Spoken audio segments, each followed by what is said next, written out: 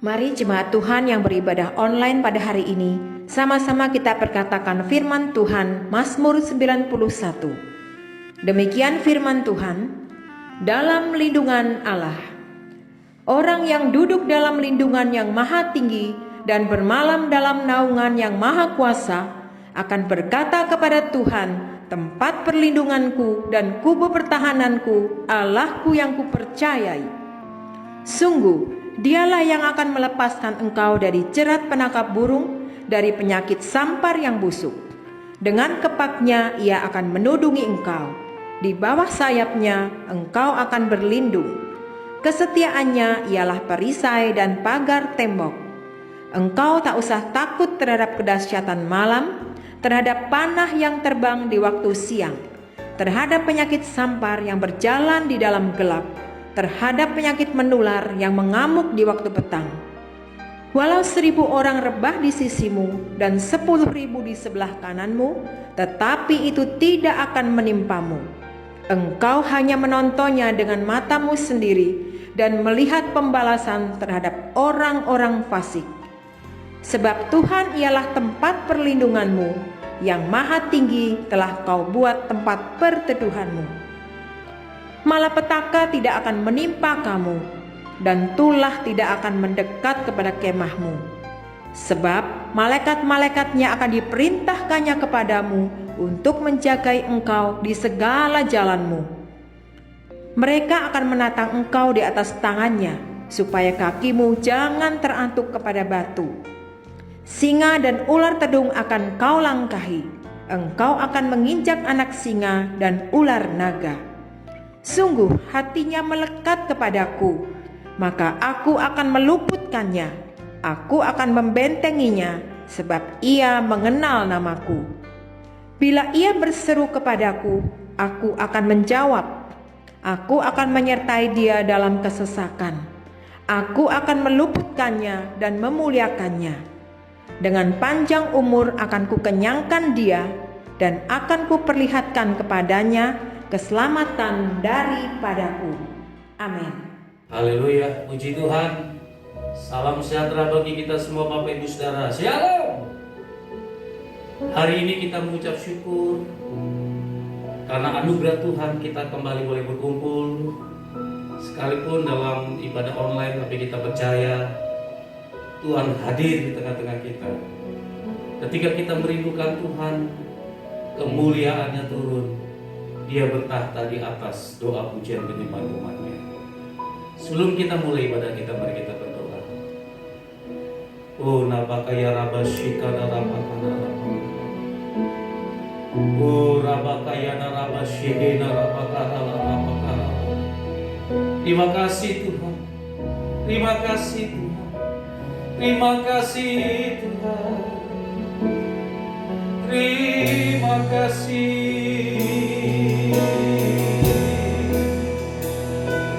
Terima kasih buat anugerah-Mu. Terima kasih buat kebaikan-Mu.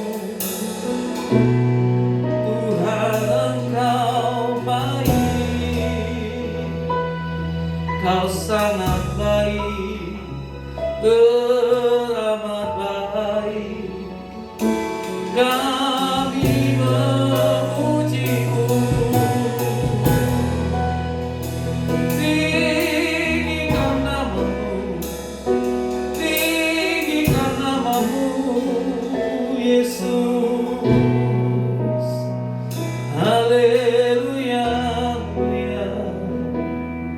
Kami bersyukur buat kebaikan Tuhan dalam hidup kami. Engkau yang terus menyertai kami Tuhan, hingga kami boleh ada di penghujung tahun 2021 ini. Kami boleh ada di bulan November. Tuhan, kami tahu semua karena anugerah-Mu, semua karena kebaikan Tuhan, bukan karena kuat gagah hebat kami. Terima kasih Tuhan. Hari ini kami mau beribadah, memuji dan membesarkan nama Tuhan. Lewat ucapan bibir, ucapan mulut kami, sikap hati kami, fokus kami. Kami rindu memuji dan menyembah-Mu Tuhan. Sebab hanya bagi Tuhan pujian, hormat, kemuliaan. Haleluya, haleluya. Terima kasih Tuhan, terima kasih. Kami tinggikan nama-Mu. Haleluya, haleluya, haleluya. Segala pujian syukur bagi-Mu. Kau hadir dalam hidupku. Kini ku datang sujud di hadapan-Mu, memuji-Mu, menyembah-Mu. Yesus, ku menyembah-Mu. Yesus, kemuliaan-Mu. Haleluya. Yesus, kemuliaan-Mu. Pulihkan hatiku. Haleluya. Yesus, kemuliaan-Mu. Berkati hidupku. Yesus, kemuliaan-Mu. Yesus, kemuliaan-Mu. Pulihkan hatiku. Yesus, kemuliaan-Mu. Yesus, kemuliaan-Mu. Berkati hidupku. Segala pujian syukur bagi-Mu. Kau hadir dalam hidupku. Kini ku datang sujud di hadapan-Mu, memuji-Mu, menyembah-Mu. Yesus, ku menyembah-Mu. Nyanyikan pujian ini, katakan Yesus, kemuliaan. Yesus, kemuliaan-Mu. Pulihkan hatiku. Yesus, kemuliaan-Mu. Berkati hidup. Segala pujian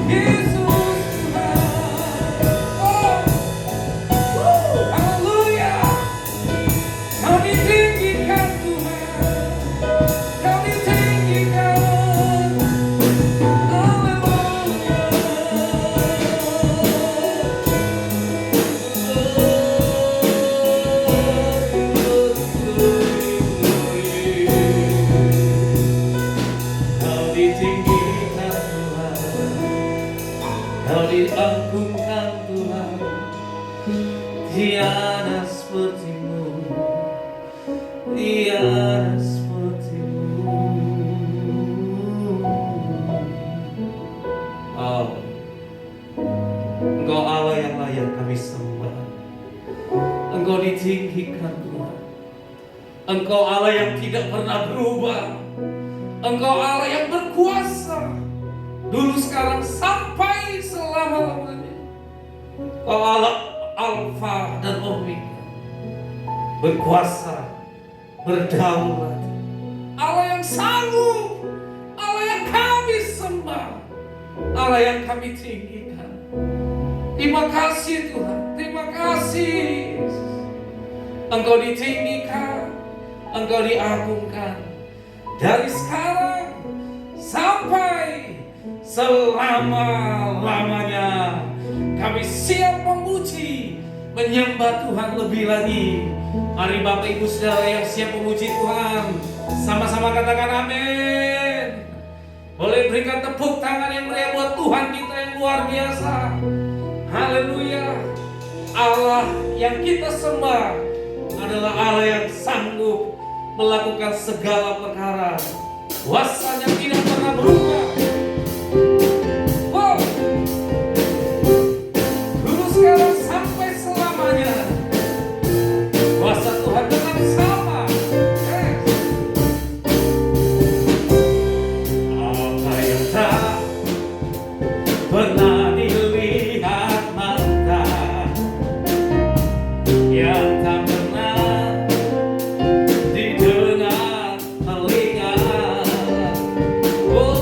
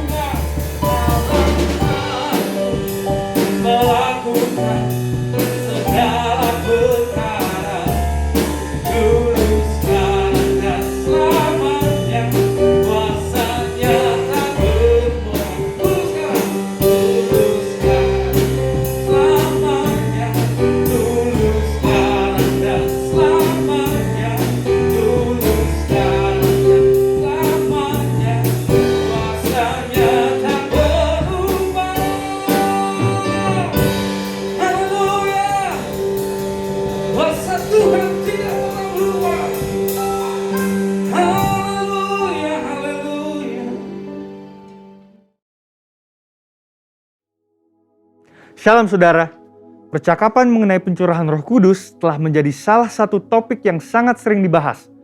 Berhubungan dengan ini, salah satu pokok diskusi yang sering kali muncul adalah mengapa ada istilah Pentakosta ketiga.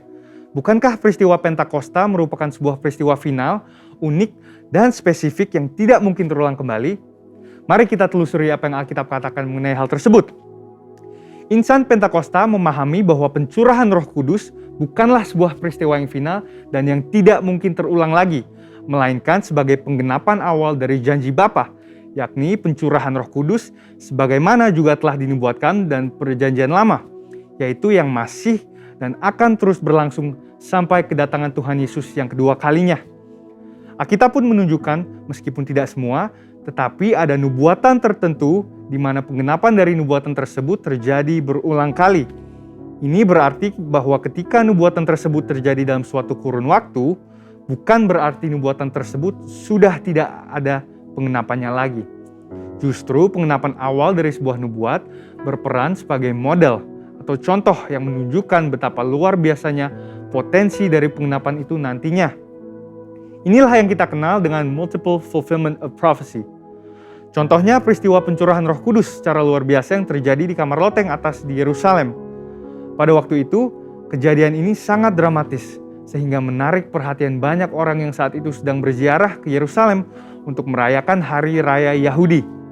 Namun, apakah ini merupakan penggenapan akhir dari nubuatan Yoel? Mengingat bahwa masih ada beberapa aspek yang belum terpenuhi dalam nubuatan Yoel dalam peristiwa Pentakosta, yang diantara lainnya adalah pertama, bahwa Roh Kudus belum dicurahkan atas semua manusia, melainkan hanya dalam kelompok yang terbatas dan dalam cakupan area yang terbatas. Yang kedua adalah tanda-tanda heran di langit dan di bumi yang tidak nampak dalam peristiwa Pentakosta.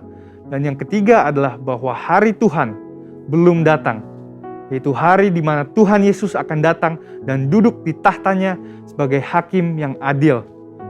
Pasca pencurahan Roh Kudus di kamar loteng atas, Petrus dalam khotbahnya di Kisah Para Rasul 2 ayat 38-39 berkata, "Maka kamu akan menerima karunia Roh Kudus, sebab bagi kamulah janji itu dan bagi anak-anakmu dan bagi orang yang masih jauh, yaitu sebanyak yang akan dipanggil oleh Tuhan Allah kita." Albert Barnes mengatakan bahwa pernyataan dalam ayat tersebut tidak terbatas hanya kepada orang-orang Yahudi, melainkan berlaku juga bagi generasi yang masih jauh, yakni generasi di masa kini dan juga bagi orang-orang non-Yahudi atau Gentiles. Dengan pemahaman ini, kita dapat menyimpulkan bahwa penggenapan akhir dari nubuatan Yoel tidak berhenti di peristiwa Pentakosta di kamar loteng, tapi juga terjadi di awal abad ke-20 melalui peristiwa Azusa Street Revival yang merupakan Pentakosta kedua dan sekali lagi sedang terjadi dalam era kita sekarang ini. Pentakosta ketiga sedang dan akan terus terjadi dalam cakupan area yang mendunia. Peristiwa ini juga akan disertai oleh tanda-tanda heran dan ajaib dan akan mengarah kepada kedatangan Kristus yang kedua kalinya. Tentunya istilah Pentakosta ketiga bukanlah istilah yang dibuat-buat oleh Bapak Pendeta Dr. Insinyur Niko Nyotraharjo sebagai hamba Tuhan yang menerima tuntunan dan visi ini, melainkan berdasarkan preseden penggunaan terminologi Pentakosta kedua yang sudah dikenal sejak awal abad ke-20. Beberapa catatan dokumentasi penting yang mencatat hal ini adalah Australasian Record, volume 39, nomor 19, yang menuliskan sebuah artikel berjudul "The Second Pentecost Will Be Even Greater Than the First". Wesley Mylan juga menyebutkan peristiwa Pentakosta kedua dalam bukunya The Latter Rain Covenant. Frank Bartleman dalam bukunya How Pentecost Came to Los Angeles juga menggambarkan dahsyatnya pencurahan Roh Kudus yang terjadi di Azusa Street sebagai Pentakosta kedua. Dan buku Passover, Pentecost, and Parousia, di mana yang menjadi editor adalah para profesor aliran Pentakosta dari Pentecostal Theological Seminary, juga menyebutkan Azusa Street sebagai Pentakosta kedua.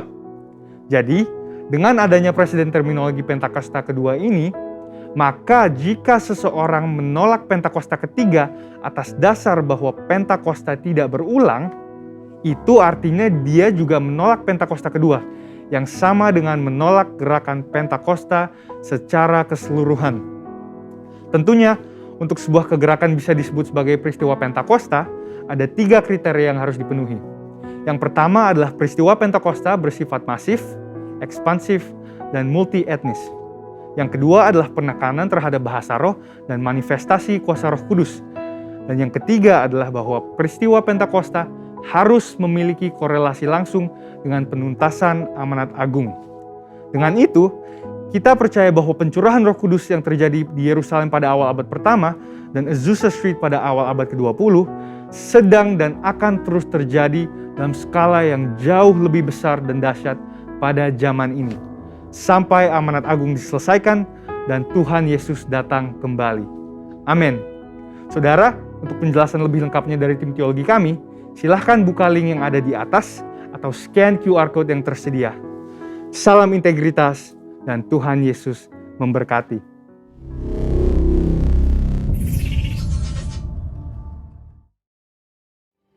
Bapak Ibu Saudara, mari kita siapkan hati kita untuk dengar firman Tuhan. Haleluya, haleluya Yesus. Ini kerinduan hati kami ya Tuhan. Seperti wanita yang mengurapimu. Memang ada harga yang harus kami bayar. Tapi ketika kami mau taat, kami menemukan harta yang jauh lebih berharga dari apapun yang kami miliki di bumi ini. Kami memiliki Yesus. Ini kerinduan kami. Ya Tuhan, haleluya, haleluya, haleluya. Seperti wanita mengurapimu, menangis di bawah kakimu. Demikian hidupku mau mengasihimu, Yesus Engkau baik bagiku. Seperti wanita mengurapimu, seperti wanita mengurapimu, menangis di bawah kakimu. Demikian hidupku mau mengasihimu, Yesus Engkau baik bagiku. Sampai akhir ku menutup mata, ku tetap setia menanti janjimu. Sampai ku dapatkan mahkota kehidupanku, ku tetap setia, ku melayanimu sampai akhir. Sampai akhir ku menutup mata, ku tetap setia menanti janjimu. Sampai ku dapatkan mahkota kehidupanku, ku tetap setia, ku melayanimu. Ini kerinduan kami ya Tuhan. Seperti wanita mengurapimu, menangis di bawah kakimu. Demikian hidupku mau mengasihimu, Yesus Engkau baik bagiku. Sambil mengangkat tangan kami, sampai akhir ku menutup mata, ku tetap setia menanti janjimu. Sampai ku dapatkan mahkota kehidupanku, ku tetap setia, ku melayani sampai akhir. Sampai akhir ku menutup mata, ku tetap setia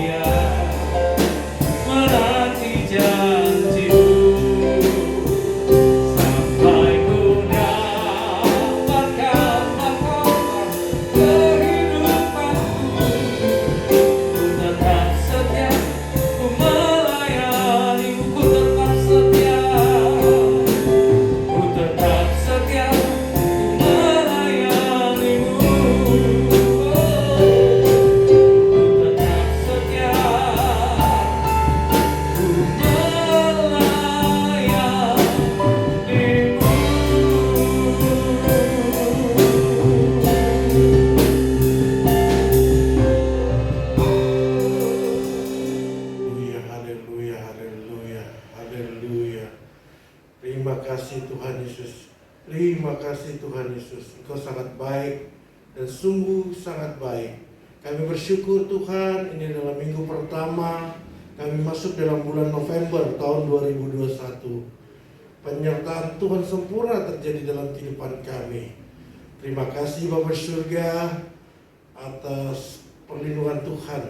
Bapa di surga, kalau sebentar kami akan dengarkan firman-Mu, urapi hamba-Mu ini dengan kuasa Roh Kudus, supaya kami dapat mengerti firman Tuhan. Biar apa yang diucapkan hamba-Mu, biar itu kebenaran dari kuasa firman Tuhan, kami dapat mengerti dan memahami, sehingga kami semakin berakar, bertumbuh, dan berbuah yang banyak dan yang baik. Dengan demikian nama Bapa di surga dimuliakan. Terpujilah nama Tuhan Yesus kekal selama-lamanya. Di dalam nama Tuhan Yesus Kristus kami berdoa dan mengucap syukur. Semua yang percaya katakan amin. Haleluya, haleluya. Puji nama Tuhan. Shalom, shalom, haleluya. Haleluya, puji nama Tuhan. Katakan kanan kiri, Tuhan Yesus baik, Tuhan Yesus baik, Tuhan Yesus baik. Bahwasanya kasih setianya untuk selama-lamanya. Puji nama Tuhan, kita sudah masuk dalam bulan November. Selamat masuki bulan November, bulan ke-11 tahun 2021. Tanpa terasa, sudah hitungan beberapa minggu ke depan, ya sekitar 7 atau 8 minggu kita akan mengakhiri tahun 2021. Haleluya, haleluya. Puji nama Tuhan, kita masih ibadah online sampai hari ini. Dan kita percaya dengan ibadah online itu menembus tembok yang membatasi firman Tuhan. Dimanapun Bapak Ibu Saudara berada, Tuhan Yesus hadir. Haleluya. Hari ini saya akan berkhotbah tentang judul berakar ke bawah, berbuah ke atas. Berakar ke bawah, berbuah ke atas. Kita buka firman Tuhan dalam 2 Raja-Raja 19 ayat 30. 2 Raja-Raja 19 ayat 30. Mari kita bangkit berdiri untuk bacakan firman Tuhan ini. Kita baca bersama-sama 1, 2, 3. Dan orang-orang yang terluput di antara kaum Yehuda, yaitu orang-orang yang masih tertinggal, akan berakar pula ke bawah dan menghasilkan buah ke atas. Demikianlah firman Tuhan. Yang berbahagialah adalah yang mendengarkan firman Tuhan dan yang melakukan firman Tuhan itu setiap hari. Haleluya.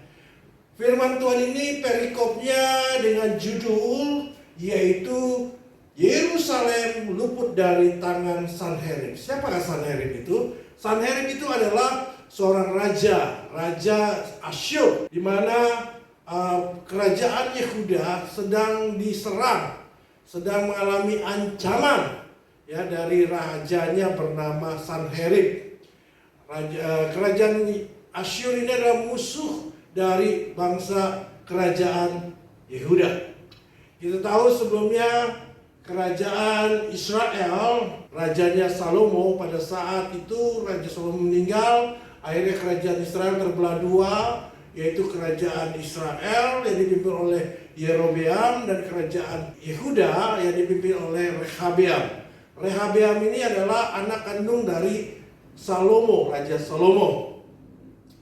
Ya, hari ini kita berbicara mengenai kerajaan Yehuda.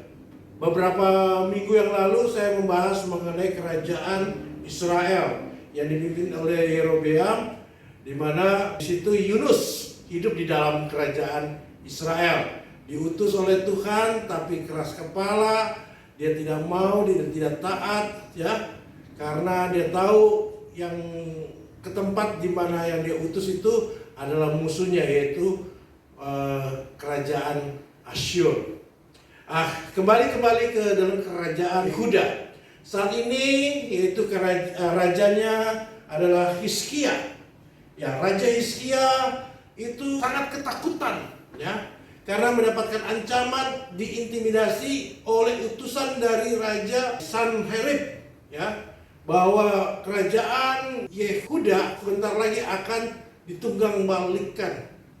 Karena pada saat itu kerajaan Asyur sangat terkenal jahat ya, dan dia mengalami kemenangan-kemenangan. Pada saat itu Raja Hizkia di dalam ayat ke-30-nya di sini dikatakan, dan orang-orang yang terluput di antara kaum Yehuda ya dari kerajaan Asyur, yaitu orang-orang yang masih tertinggal. Jadi ada hitungan seperti sensus, dikumpulkan siapa saja begitu. Siapa saja supaya mereka yang masih ada saat itu tetap berakar ke bawah ya dan berbuah ke atas ya.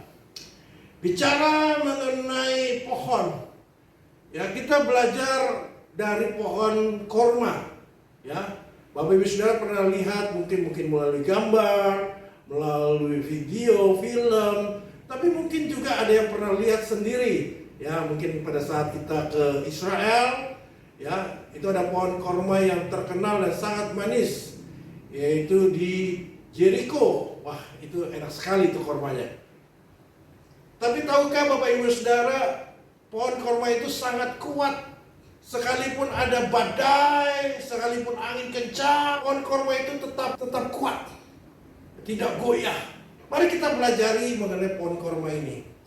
Kalau orang mau nanam pohon korma dari benihnya, yaitu dari bijinya. Biji korma itu ditanam di kedalaman 3 meter. Jadi orang harus gali 3 meter, sekitar 3 meter. Sesudah 3 meter itu, ya, biji benih dari pohon korma itu, ya, diletakkan di kedalaman 3 meter, kemudian ditumpuk, bukan dari pasir, tapi batu-batuan. Jadi tertekan, semakin berat dia ditekan, ya, maka benih itu pertama-tama dia akan berakar ke bawah, katakan berakar ke bawah. Pada saat itu dia harus sampai merambat akar-akarnya sampai ke bawah, sampai kedalaman 12 meter, bahkan lebih, sampai dia menemukan mata air. Jadi benih itu tidak akan bertunas. Benih itu tidak akan bertunas apabila akarnya belum menemukan mata air. Nah, ini perhatikan ini ya. Penting sekali ya, kita semua harus hidup.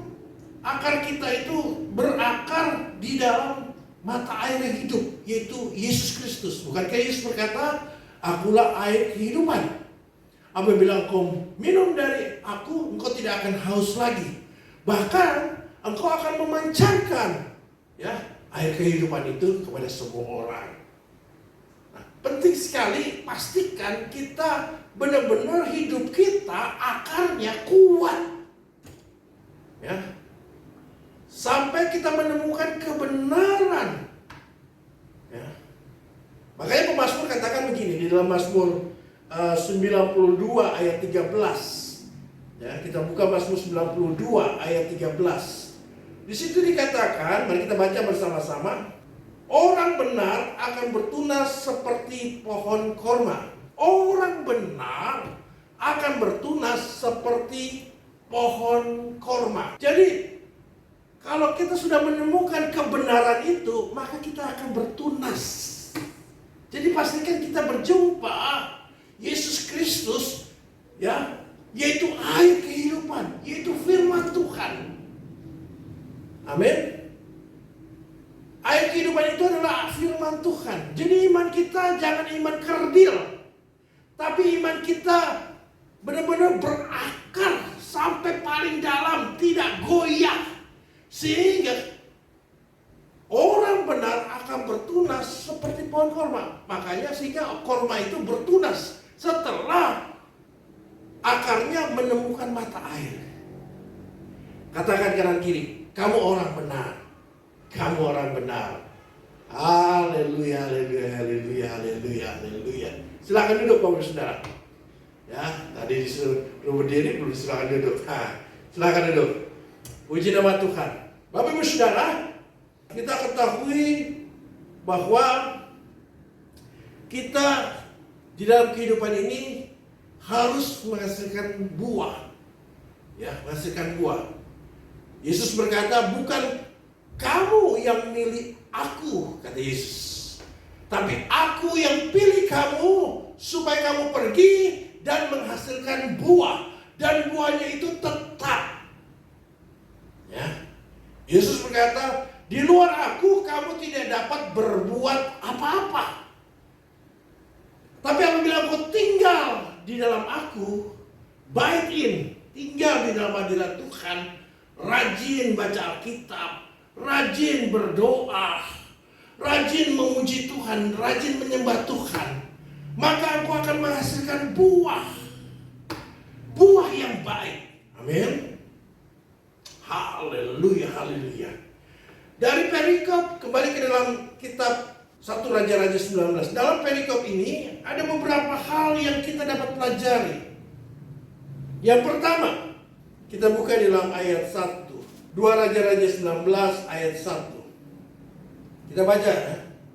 Segera sesudah Raja Hizkia mendengar itu, jadi mendengar intimidasi dari utusan Sanherib sampai ketakutan, dikoyakkanlah pakaiannya dan diselubungkan badannya dengan kain kabung. Lalu masuklah ia ke rumah Tuhan.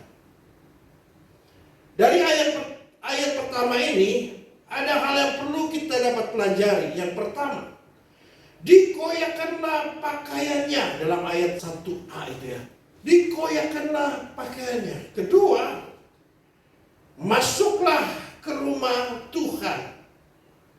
Dan yang ketiga, di dalam ayat 15, Hizkia berdoa. Jadi yang pertama, dikoyakkanlah pakaiannya. Kedua, masuklah ke rumah Tuhan.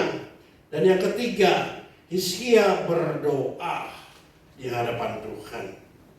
Kita bahas satu demi satu. Yang pertama, dikoyakkanlah pakaiannya. Pakaian itu mengandung arti, ya, dikoyakkan pakaiannya mengandung arti dia merasa terhina, dia merasa berduka, dia merasa terancam, dia merasa sedih.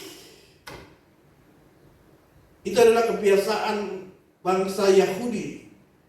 Apabila dia menyesalkan hidupnya, maka dia koyakkan pakaiannya. Seperti Daud diingatkan oleh Nathan. Secara tidak langsung Nathan menegur Daud. Dan Daud bertanya, siapakah dia? Kemudian Nathan bilang, orang itu adalah engkau. Pada saat Daud mendapat teguran dari sahabatnya, dia koyakkan pakaiannya dan penuh dengan penyesalan. Ya, karena dia mengandalkan kekuatan sendiri. Karena dia tidak sadar apa yang dilakukannya berdosa, sehingga dia insaf. Mengoyakkan pakaiannya itu tanda penginsafan. Mengoyakkan pakaiannya itu tanda penyesalan. Mengoyakkan pakaiannya itu berarti dia menanggalkan suatu kehormatannya yang dibangga-banggakan, yang dipandang oleh sesamanya manusia. Coba kebesarannya pakaiannya itu, dikoyakkannya. Dan dia benar-benar sungguh-sungguh berharap kepada Tuhan. Orang yang berakar kepada Tuhan, dia tidak pernah mengandalkan kekuatannya sendiri. Dia tidak banggakan apa yang dia miliki. Ini loh kebesaranku, ini loh kemegahanku. Tidak. Dia tidak sombong. Dia selalu mengandalkan Tuhan. Dia koyakkan pakaiannya, kemudian mengenakan pakaian kabung. Kedukaan karena hidupnya terancam. Kadang-kadang kita menyepelekan. Sikap kita kadang-kadang rasanya tidak hormat kepada Tuhan. Padahal dia bilang, wah saya sudah berakar di dalam Tuhan. Padahal sikapnya kurang baik. Saya pernah ke Bali dan saya senang sekali melihat mereka sembahyang. Mereka sangat khusyuk dan menghormati Sang Pencipta. Bagaimana dengan kita?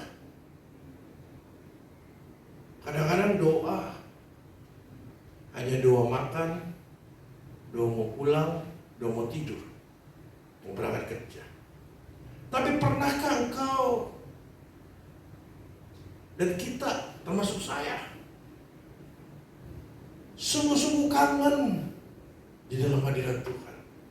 Pada saat saya membetulkan mobil ke bengkel Pulau Gadung, karena mobil itu akan pergi keluar kota. Dalam perjalanan, saya rasakan seperti diingatkan hanya 2 kata. Kangen gak sama Tuhan? Pernah gak kita doa seperti kangen sama Tuhan? Atau doanya biasa-biasa aja? Kadang-kadang kita lupa hubungan kita dengan Tuhan karena merasa kita sudah pakai pakaian kebesaran, pakaian kemegahan. Masa pandemik ini benar-benar sungguh-sungguh ditampi, disaring. Apakah ada iman di bumi ini? Apakah engkau sungguh-sungguh berakar di dalam Tuhan? Atau hanya mengandalkan kekuatan sendiri? Bahkan jawaban di dalam masa pandemi ini, orang yang mengandalkan kekuatan sendiri hancur. Gak bisa yang mau dibanggakan apa kekayaannya. Seperti yang saya pernah cerita, ada seorang yang mewah, kaya raya. Dia seorang pengusaha tambang daerah Kalimantan. Akhirnya dia kena COVID. Akhirnya dipulangkan pakai pesawat pribadinya. Jangankan obat, pesawatnya saja pakai pesawat pribadi. Pasti obatnya obat yang paten-paten. Tapi kenapa dia tidak ketolong? Dia dibawa, diterbangkan ke Surabaya. Dan wartawan mengekspos kekayaannya. Mobil mewahnya, rumah mewahnya. Apa yang dibayangkan? Namanya kalau seandainya sudah meninggal, dia bukan nama orang lagi. Coba letakkan jenazahnya di sana. Tetap namanya berubah, namanya berubah jenazah. Dan kekayaan dan hartanya, apakah dia bisa bawa? Tidak. Makanya Yesus berkata, orang yang menyimpan kekayaannya di bumi akan banyak ingatnya. Ya. Tapi orang yang menyimpan kekayaannya di sorga akan menjadi permanen, menjadi suatu yang tidak pernah hilang. Amin. Jadi Hizkia mengkoyakkan pakaian kebesarannya, ya. Dan dia memakai pakaian kabung. Pakaian kabung bahasa Ibraninya sak, yaitu kain kabung yang agak hitam-hitaman, ya. Itu sebagai tanda Hizkia serius berhubungan dengan Tuhan. Kalau engkau sungguh-sungguh berakar dalam Tuhan, evaluasi hidupmu. Apakah engkau serius hubungannya dengan Tuhan? Amin.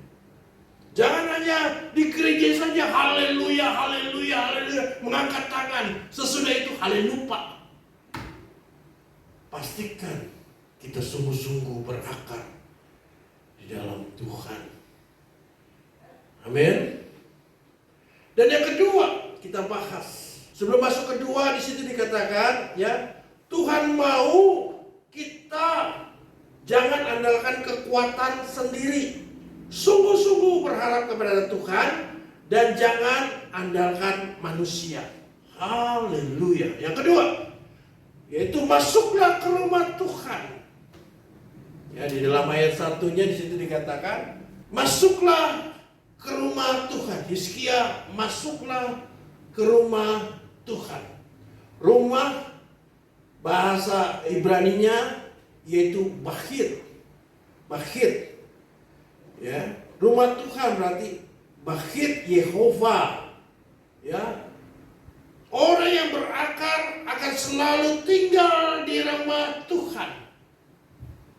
Orang yang berakar di dalam Tuhan, dia akan selalu tinggal di dalam rumah Tuhan. Kita tahu di dalam Mazmur 23 ayat 6. Kita baca bersama-sama. Firman Tuhan berkata, Mazmur 23 ayat 6, kebajikan dan kemurahan belaka akan mengikuti aku seumur hidupku, dan aku akan diam dalam rumah Tuhan sepanjang masa. Aku akan diam dalam rumah Tuhan sepanjang masa. Yesus pada saat usianya sudah mulai remaja, ya, pada saat itu Yusuf dan Maria dalam perjalanan pulang, dia kaget, mana Yesus? Akhirnya cari seharian.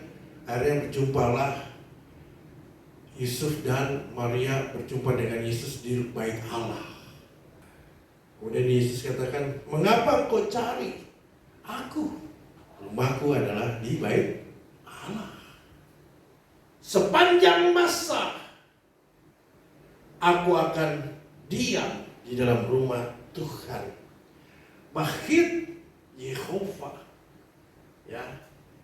Bukankah Rasul Paulus katakan pada saat orang sudah terima Tuhan Yesus, tubuhnya adalah bait Allah? Tubuh kita ini adalah bait Allah. Karena didiami oleh Roh Allah. Orang yang berakar di dalam Tuhan, dia akan menjaga kekudusan. Amin. Dan tidak kompromi dengan dosa. Dia taat dan menjaga tubuhnya supaya berkenan di mata Tuhan. Persembahkanlah tubuhmu sebagai persembahan yang hidup, yang kudus, dan yang berkenan kepada Allah. Orang yang berakar di dalam Tuhan, dia harus sungguh-sungguh hidupnya kudus. Rumah Allah yang kudus. Amin. Haleluya. Tarik kerajaan Allah, suasana kerajaan sorgawi datang di dalam keluarga kita. Datang dalam hidup kita pribadi. Datanglah kerajaan sorga di dalam keluarga kita. Datanglah kerajaan sorga di dalam usaha, pekerjaan, bisnis kita. Datanglah kerajaan sorga di dalam pelayanan kita. Kalau ditinggal di dalam rumah Tuhan, itu yang harus kita lakukan. Amin. Amin. Sehingga di dalam poin yang ketiga, yaitu kita buka firman Tuhan di dalam ayat 15. Hizkia berdoa di hadapan Tuhan dengan berkata. Hizkia berdoa. Nanti kita bahas apa sih yang diucapkannya. Hizkia berdoa di hadapan Tuhan. Pada saat Yesus ditanya sama murid-muridnya, bagaimana caranya berdoa? Yesus berkata, masuklah di dalam kamarmu dan berdoalah. Artinya apa? Berdoa itu hubungan pribadi dengan Tuhan. Hubungan pribadi kita dengan Tuhan. Bukan supaya dilihat orang, loh ini loh gue berdoa nih, gue orang hidupnya kudus, suci. Enggak. Ikuti teladan Yesus. Pagi-pagi hari masih gelap, Yesus pergi keluar dan berdoa. Penting sekali. Timbul pertanyaan, kok Allah berdoa sih? Katanya Tuhan. Doa itu hubungan kita dengan Tuhan. Melalui doa itu ada kuasa yang mengalir. Amin. Pada saat kita berdoa di dalam Tuhan, ada kuasa Tuhan mengalir dalam kehidupan kita. Merupakan pintu mujizat terjadi dalam kehidupan kita. Jangan mimpi engkau berharap mujizat kalau engkau tidak pernah berdoa. Doa adalah nafas orang Kristen. Amin. Bagian ketiga ini adalah penting sekali yang perlu kita pelajari. Hizkia berdoa. Dan Hizkia tidak salah alamat untuk berdoa. Haleluya. Jangan pernah takut akan masa depanmu. Tahun 2022 akan terjadi seperti apa? Tahun 2023 akan terjadi apa? Ataupun tahun-tahun berikutnya terjadi apa? Jangan pernah khawatir dan takut dan gentar akan masa depanmu. Allah yang sama disembah oleh Yesaya, Allah yang sama disembah oleh Hizkia adalah Allah yang sama disembah oleh kita di dalam Yesus Kristus. Rasul Paulus katakan tidak ada lagi perbedaan antara bangsa Yahudi dan non-Yahudi. Kita adalah orang-orang yang non-Yahudi, bukan orang Yahudi. Tapi mendapat kemurahan Tuhan sehingga hidup kita dicangkokkan dalam pohon zaitun sejati. Sehingga kita mendapat bagian dari getah pohon zaitun sejati dan berhak terima janji-janji Allah. Hebat gak? Dahsyat itu. Selalu saya katakan Galatia 3:29. Barang siapa menjadi milik Yesus, dia adalah keturunan Abraham dan berhak terima janji-janji Allah. Perkatakan setiap pagi, perkatakan, deklarasikan, aku adalah milik Yesus. Ayo. Ketik dalam chat YouTube-mu, aku adalah milik Yesus. Amin. Katakan, aku adalah milik Yesus. Pada saat kau ketik itu berarti kau mendeklarasikan perkataanmu bahwa aku adalah milik Yesus. Saat kita menjadi milik Yesus, kita adalah keturunan Abraham dan berhak terima janji-janji Allah. Apa itu janji-janji Allah? Ya, pertama, diberkatilah buah bakulmu, pekerjaanmu, usahamu, bisnismu. Apa saja yang kau lakukan berhasil dan beruntung. Itu janji Tuhan. Yang kedua, diberkatilah buah kandunganmu, keturunanmu. Anak cucumu tidak akan meminta-minta roti. Tidak akan. Bahkan anak cucumu akan menjadi berkat, saluran berkat buat banyak orang. Janji Tuhan lagi, engkau tidak akan menjadi ekor, tapi engkau menjadi kepala. Ada inspirasi, engkau ada menjadi penerobos. Tuhan berikan inspirasi yang baru. Dan inspirasi itu engkau hak patenkan. Dimasuk dalam ikatan hak paten bahwa engkau mendapat ciptaan. Ya. Kemudian engkau tidak akan turun, tapi engkau akan naik. Itu janji Tuhan. Itu janji-janji yang sudah diberikan pada bangsa Israel, keturunan Abraham, dan berhak juga kita terima. Janji yang lain yaitu banyak orang akan melihat penyertaan Tuhan sempurna dalam kehidupan kita. Malapetaka tidak akan menimpa kita. Dan yang terakhir, janji Tuhan, perbendaharaan sorgawi. Tahu perbendaharaan sorgawi? Emas, perak, berlian, permata akan dicurahkan kepadamu. Tuhan tambahkan kepercayaan. Ingat, ini bukan bicara soal teologi kemakmuran, tapi Tuhan yang berjanji langsung. Tuhan akan mencurahkan perbendaharaan sorgawi, itu firman Tuhan, kepada setiap orang umat yang taat dan setia. Amin. Sekali lagi, jangan pernah takut akan hari esok, sebab hari esok memiliki kesusahannya sendiri.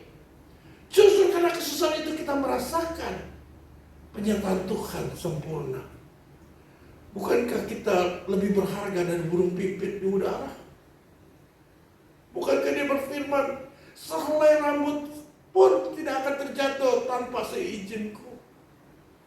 Dia berfirman, Allah turut bekerja dalam segala sesuatu untuk mendatangkan kebaikan bagi mereka yang mengasihi Dia dan yang percaya kepadanya. Tuhan sediakan Jehovah Jireh. Tuhan sediakan Jehovah Jireh. Amin. Sebab itu jangan pernah putus asa. Tetaplah berdoa, bertekunlah dalam doa. Amin. Kita belajar apa yang diperkatakan doa dalam Hizkia ini. Di dalam ayat 15. Di situ dikatakan Hizkia berdoa di hadapan Tuhan dengan berkata, Ya Tuhan Allah Israel, yang bertakhta di atas kerubim, hanya Engkau sendirilah Allah segala kerajaan di bumi. Engkaulah yang menjadikan langit dan bumi. Hizkia tahu dia adalah hanya ciptaan.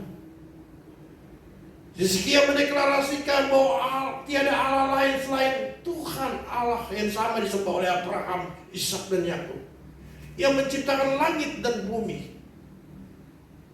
Dia tidak langsung to the point. Dia mendeklarasikan kuasa Tuhan. Sama seperti Yesus ajarkan kita berdoa. Bapa kami yang di sorga, dikuduskanlah namamu. Ini adalah pengagungan Tuhan. Datanglah kerajaanmu di bumi seperti di sorga. Jangan kebalik. Ya. Sama seperti Hizkia. Di situ dikatakan, ya Tuhan, Allah Israel, yang bertakhta di atas kerubim, hanya Engkau sendiri Allah, Allah yang segala kerajaan di bumi. Engkaulah yang menjadikan langit dan bumi. Hebat. Awal mula dia doa bukan langsung minta, Tuhan lindungi aku, Tuhan jaga aku, Tuhan berkati makanan ini, Tuhan. Jarang kita berdoa langsung memuji dulu, mengagungkan Dia, mendeklarasikan bahwa hanya Allah yang menciptakan langit dan bumi. Datanglah kerajaan. Artinya kedaulatan Tuhan yang terjadi dalam hidupnya. Dia menghormati dia punya Tuhan. Mari kita belajar seperti Hizkia. Amin. Amin. Datanglah kerajaan. Datanglah kerajaan. Datanglah sekarang.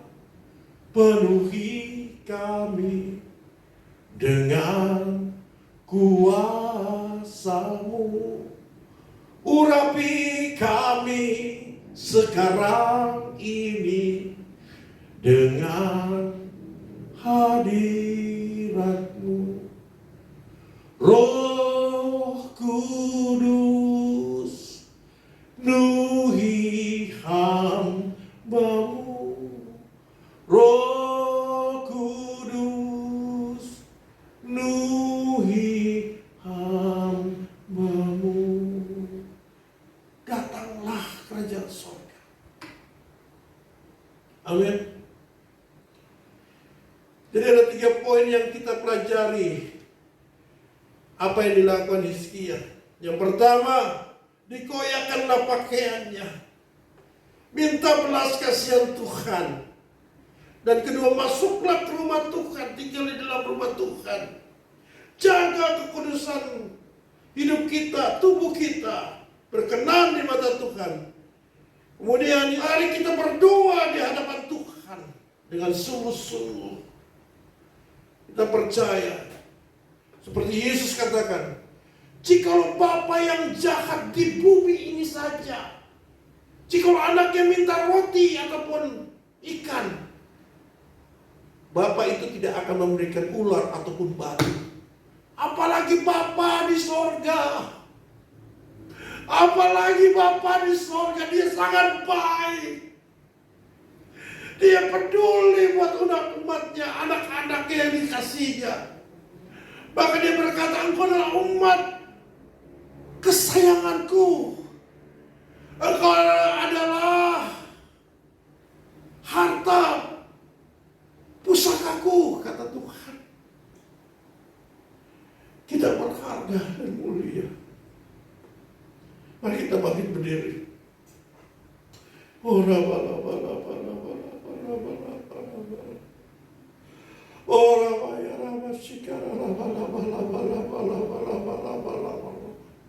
Bapa di surga, ini kami anak-anak-Mu Tuhan. Engkau yang lebih tahu isi hati anak-anak-Mu Tuhan.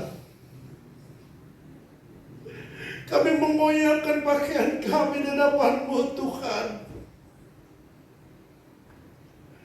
Sesungguhnya kami tidak ada apa-apanya di hadapan-Mu, tapi Engkau berkata, nah, Engkau adalah biji mataku. Nah, Engkau adalah umat kesayanganku. Kami bersyukur padamu, Bapa di surga. Kau Allah yang menciptakan langit dan bumi. Kau yang berkuasa, Tuhan. Bagi Tuhan tidak ada yang mustahil, Tuhan. Mungkin di antara anak-anakmu saat ini sedang bergumul dalam kehidupannya. Ada masalah pribadinya, Kau yang lebih tahu Tuhan. Buat anak-anakmu itu bisa berdiri tegap Tuhan. Buat anak-anakmu Tuhan tetap memuji Tuhan dan tetap percaya. Tidak goyah imannya. Akar kami, hidup kami tetap berakar di dalam firman-Mu Tuhan.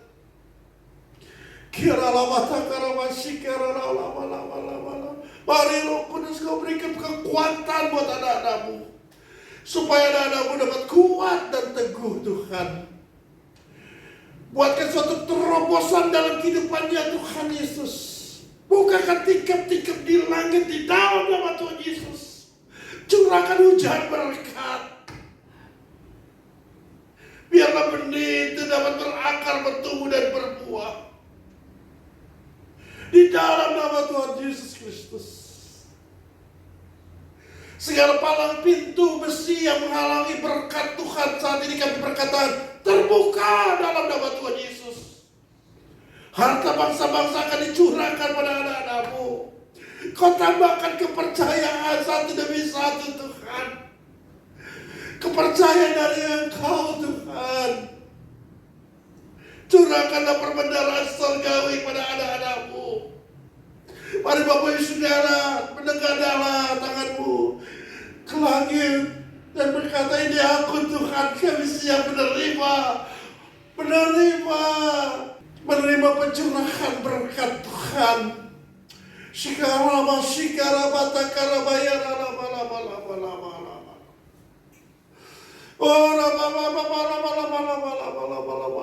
Kami terima berkat Tuhan dalam nama Tuhan Yesus. Kami terima berkat Tuhan. Terima kasih Tuhan, terima kasih Tuhan. Anak-anakmu yang saat ini sedang mencari pekerjaan, Tuhan berikan pekerjaan dalam nama Tuhan Yesus. Anak-anakmu yang omsetnya turun jadi naik dalam nama Tuhan Yesus. Tuhan tambahkan Tuhan Yesus order di dalam nama Tuhan Yesus. Engkau akan membuktikan bahwa ini aku Tuhanmu. Sama seperti Engkau mendeklarasikan melalui Nabi Yesaya kepada Hizkia, Raja Hizkia. Aku mendengarkan doamu. Aku mendengarkan doamu. Tuhan sudah mendengar doamu. Dan aku akan mendeklarasikan kepada musuhmu, ini aku Tuhanmu, Allah yang hidup. Terima kasih Tuhan. Kami percaya dan kami kuat di dalam Tuhan. Terpujilah nama Tuhan, segala hormat, pujian dan sanjungan tinggi bagi nama Tuhan Yesus. Berkat Allahnya Abraham, Ishak dan Yakub tercurah buat anak-anakmu. Di dalam nama Tuhan Yesus. Terima kasih Tuhan Yesus. Dalam nama Tuhan Yesus kami berdoa. Haleluya. Semua yang percaya katakan amin. Haleluya, haleluya, haleluya.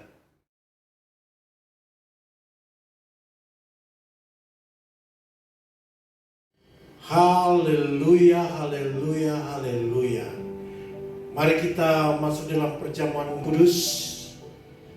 Sebab firman Tuhan berkata, sebab setiap kali kamu makan roti ini dan minum cawan ini, kamu memberitakan kematian Tuhan sampai Yesus datang kedua kalinya. Mari Bapak Ibu Saudara, kita berdoa, evaluasi, koreksi pribadi hati kita masing-masing. Apakah kita melakukan sesuatu yang jahat ataupun yang tidak berkenan di mata Tuhan? Yuk minta ampun sama Tuhan. Ampuni kami ya Tuhan Yesus. Kami datang padamu. Mari Bapak Ibu Saudara berdoa. Oh ya Rabba Shikara Labayara. Haleluya. Ampuni kami Tuhan. Darah Yesus Kristus menyucikan kami dan melayakkan kami. Di dalam nama Tuhan Yesus, kami percaya yang Bapa di surga, pada saat kami mengaku segala dosa-dosa kami, maka Engkau adalah Allah yang setia dan adil. Engkau akan menyucikan kami dari segala dosa-dosa kami dan menguduskan kami dari segala kejahatan kami. Dalam nama Tuhan Yesus, mari kita siapkan roti di tangan kanan kita tinggi-tinggi. Oh rabashikara oh ralabayaralabalaba. Ada tertulis firman Tuhan, sebab apa yang telah kuteruskan kepadamu telah aku terima dari Tuhan, yaitu bahwa Tuhan Yesus pada malam waktu ia diserahkan mengambil roti, dan sesudah itu ia mengucap syukur atasnya. Ia memecah-mecahkannya dan berkata, inilah tubuhku yang diserahkan bagi kamu. Perbuatlah ini setiap kali kamu memakannya, menjadi peringatan akan aku. Kekasih Tuhan, bukankah roti yang kita angkat dengan tangan kanan kita tinggi-tinggi adalah persekutuan dengan tubuh Kristus? Katakan amin. Mari kita makan di dalam nama Tuhan Yesus Kristus.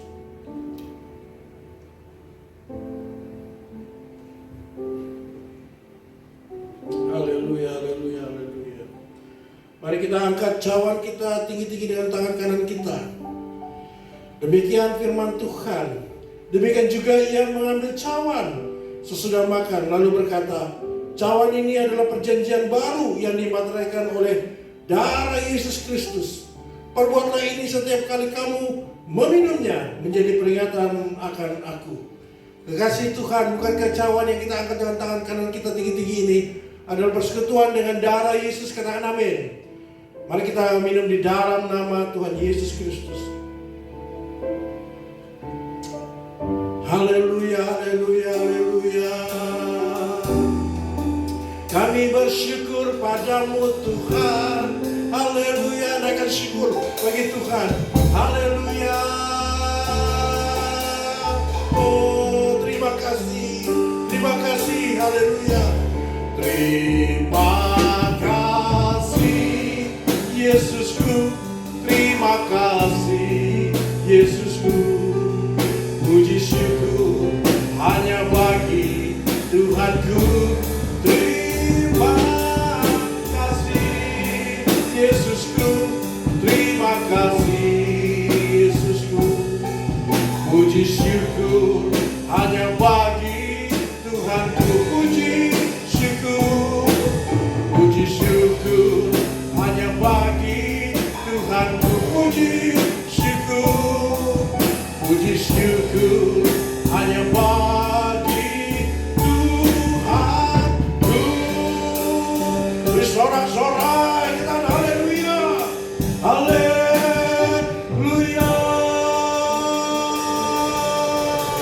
Amin, amin, amin, amin, amin, amin. Apa yang dimaksud dengan Pentakosta ketiga? Pentakosta ketiga adalah pencurahan Roh Kudus yang dahsyat di zaman ini, melebihi yang terjadi di Azusa Street. Pentakosta ketiga akan mengakibatkan penuaian jiwa yang terbesar dan yang terakhir sebelum Tuhan Yesus datang kembali. Pentakosta ketiga akan membangkitkan generasi Yeremia, yaitu anak-anak muda yang dipenuhi Roh Kudus, cinta mati-matian kepada Tuhan Yesus, tidak kompromi terhadap dosa, dan akan bergerak untuk memenangkan jiwa. Pentakosta ketiga lahir di Indonesia dan bergerak ke bangsa-bangsa. Gerakan ini dari timur ke barat dan akan kembali ke Yerusalem. Pentakosta ketiga akan memberikan kuasa untuk menyelesaikan amanat agung, dan setelah itu Tuhan Yesus datang kembali. Mari Bapak Ibu Saudara yang terkasih di dalam Tuhan, kita bersatu di dalam doa. Bapa, kami mengucap syukur Tuhan. Haleluya, haleluya. Kau Allah yang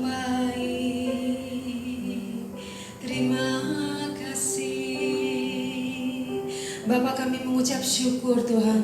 Engkau Allah yang baik, Engkau Allah yang dahsyat, Engkau Allah yang luar biasa. Engkau Allah yang sanggup memberkati kami semuanya. Terima kasih Tuhan, Engkau sudah pimpin ibadah ini dari awal sampai akhir. Engkau urapi, Engkau berkati hamba-Mu yang sudah menyampaikan firman-Mu. Tuhan berkati pekerjaannya, pelayanannya.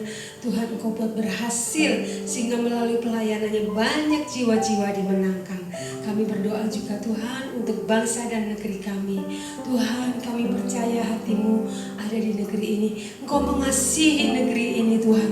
Oh Indonesia ada di hati-Mu. Tuhan Engkau memberkati Tuhan dari Sabang sampai Merauke. Tuhan jamah, Tuhan lawat dalam nama Tuhan Yesus. Indonesia bangkit.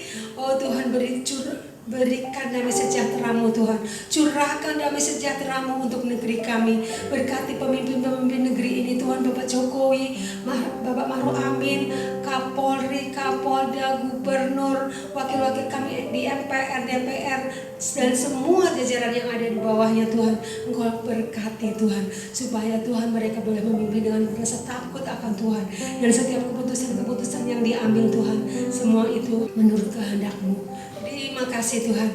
Kami juga berdoa Tuhan untuk Bapak Gembala Sidang kami, Bapak Nikonoto Raharjo, dan beserta istri, beserta anak cucu. Tuhan berkati pelayanannya, berkati pekerjaannya, berkati kesehatannya, juga untuk keempat wakilnya. Kami serahkan semua ke dalam tangan-Mu.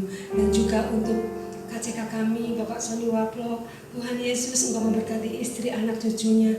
Tuhan berkati pekerjaannya, Tuhan berkati pelayanannya, Engkau berhasil. Juga untuk seluruh Tuhan gembala-gembala di CK9 Tuhan, kami boleh bersatu di dalam nama Tuhan, bekerja untuk kemuliaan nama Tuhan. Kami juga berdoa untuk gembala di tempat ini, Bapak Geret Sarapi. Tuhan berkati kesehatan, Tuhan berkati pelayanan, dan Tuhan Engkau berkati keluarganya. Engkau buat berhasil setiap pelayanannya. Terima kasih Tuhan juga untuk setiap pengerja GBI LJS Tuhan.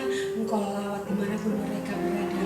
Tuhan memberkati, Tuhan Engkau beri kesehatan. Juga kami berdoa Tuhan untuk mereka yang sudah mengikuti ibadah online. Tuhan lawat satu persatu Tuhan. Mereka yang sakit Tuhan jamah di dalam nama Tuhan Yesus. Engkau yang mengerti setiap kebutuhan mereka Tuhan. Engkau yang akan memenuhi kebutuhan mereka, dan biar mereka hanya berharap dan percaya kepada Tuhan. Terima kasih Tuhan. Kami juga menyerahkan setiap mereka yang melayani pada pagi hari ini. Tuhan berkati WA, Tuhan berkati pemusik, juga multimedia. Terima kasih Tuhan, Tuhan pakai lebih dahsyat lagi. Terima kasih Bapak. Sebentar kami akan berpisah satu dengan yang lain. Biarlah kami akan terima berkat daripada-Mu. Haleluya, haleluya, haleluya. Kiranya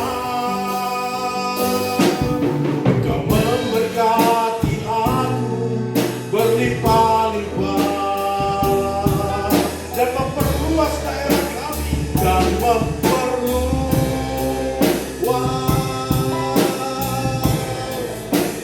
daerahku, dan kiranya Tuhan, dan kiranya tangan-Mu menyertai aku dan melindungi aku. Amin, amin. Daripada malapetaka sehingga kesakitan tidak menimpa aku, sehingga kesakitan tidak menimpa aku, sehingga kesakitan tidak menimpa